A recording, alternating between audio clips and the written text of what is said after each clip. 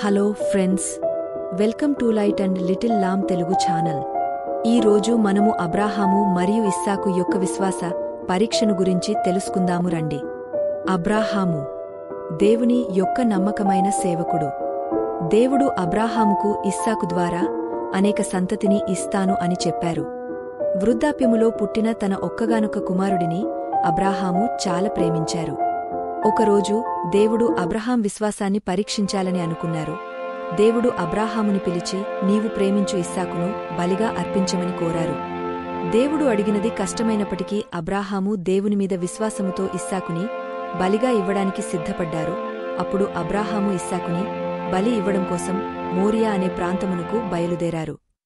వారు వెళ్తున్నప్పుడు ఇస్సాకు తన తండ్రి అయిన అబ్రాహాముతో ఇలా అన్నాడు, నాన్నా, దహనబలికి నిప్పు మరియు కట్టెలు ఉన్నవిగాని గొర్రెపిల్ల ఏది అని. అప్పుడు అబ్రాహాము ఇస్సాకుతో, దేవుడే దహనబలికి గొర్రెపిల్లను చూచుకొనును.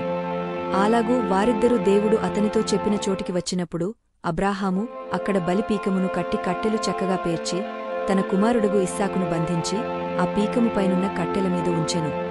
అప్పుడు అబ్రాహాము తన కుమారునిపై చెయ్యి ఎత్తి కత్తి పట్టుకొనగా అప్పుడు యెహోవా దూత పరలోకము నుండి, అబ్రాహామా, అబ్రాహామా అని అతని పిలిచెను. అందుకతడు, చిత్తము ప్రభువా అనెను. అప్పుడు ఆయన, ఆ చిన్నవానిమీద చెయ్యి వేయకుము, అతని ఏమి చేయవద్దు. నీకు ఒక్కడైయున్న నీ కుమారుని నాకివ్వటానికి వెనుతీలేదు గనుక నీవు దేవునికి భయపడువాడవని తెలుస్తుంది. అప్పుడు అబ్రాహాము కన్నులెత్తి చూడగా చెట్టు పొదల్లో ఒక పొట్టేలు తన కొమ్ములతో ఇరుక్కొని ఉంది. అప్పుడు అబ్రాహాము వెళ్లి ఆ పొట్టేలుని తీసుకుని తన కుమారునికి బదులుగా దహనబలి అర్పించారు. దేవుడు వాగ్దానము చేసినట్టు అబ్రాహాముని అనేక జనములకు తండ్రిగా ఆశీర్వదించారు.